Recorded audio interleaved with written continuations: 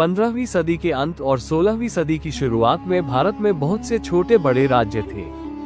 उत्तर भारत में दिल्ली सल्तनत धीरे धीरे कमजोर हो चुकी थी और दक्षिण भारत में विजयनगर साम्राज्य शक्तिशाली था। इसी समय मध्य एशिया से एक महान योद्धा की नजर भारत की भूमि पर पड़ी। उसका नाम था ज़हीरुद्दीन मोहम्मद बाबर। बाबर का जन्म 1483 में फरगना, जो आज उज्बेकिस्तान में है, में हुआ था। वो तिमूर और जेंगिस खान के वंशज था, एक ऐसे परिवार से जिसका नाम विजय और युद्ध से जुड़ा था। बचपन से ही बाबर को युद्ध का शौक था और वो अपने परिवार की विरासत को आगे बढ़ाना चाहता था।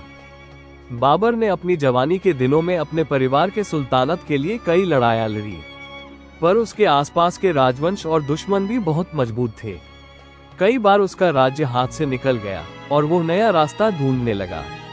बाबर ने सुना था कि भारत में खूब धन संपत्ति है और वहाँ के राजवंश एक दूसरे से लड़ रहे हैं। बाबर ने अफगानिस्तान के काबुल पर कब्जा किया और वहीं से अपनी ताकत बनाना शुरू किया, लेकिन उसकी निगाहें भारत की समृद्ध भूमि पर थीं। उसे ये भी पता था कि दिल्ली सल्तनत के शासक इब्राहिम लोदी से बहुत से अफगान सरदार नाराज थे। उन्होंने बाबर को भारत आने का न्योता दिया। बाबर ने 1526 में भारत पर बड़ा हमला किया। वो सिर्फ 12,000 सैनिकों के साथ आया था, जबकि इब्राहिम लोदी के पास 1 लाख से ज्यादा की सेना थी।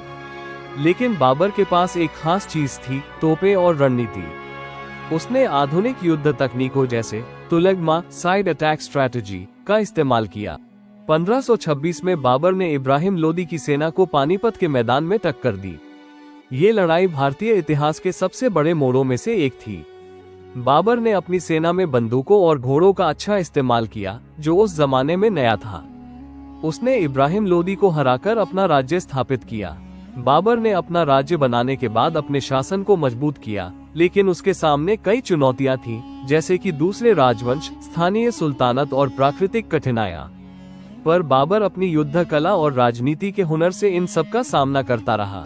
बाबर के बाद उसका बेटा हुमायूं राज्य संभाला, लेकिन हुमायूं को कई बार अपने दुश्मनों से लड़ना पड़ा और 1540 में उसका राज्य बर्बाद हो गया। उसे अपने राज्य को वापस पाने के लिए बाहर देश में शरण लेनी पड़ी। फिर आया बाबर का पोता अकबर, जो सिर्फ 13 साल का था जब उसके पिता की मौत हो गई। अकबर ने अपनी बुद्धि और समझदारी से अपना राज्य बढ़ाया और मुगल साम्राज्य को अपने चरम सीमा पर पहुंचाया। अकबर ने धार्मिक सहिष्णुता को अपनाया और अलग अलग धर्मों को एक साथ मिलाकर एक बड़ा साम्राज्य बनाया। उसने अपने दरबार में हिंदू, मुसलमान और अन्य धार्मिक नेताओं को जगह दी।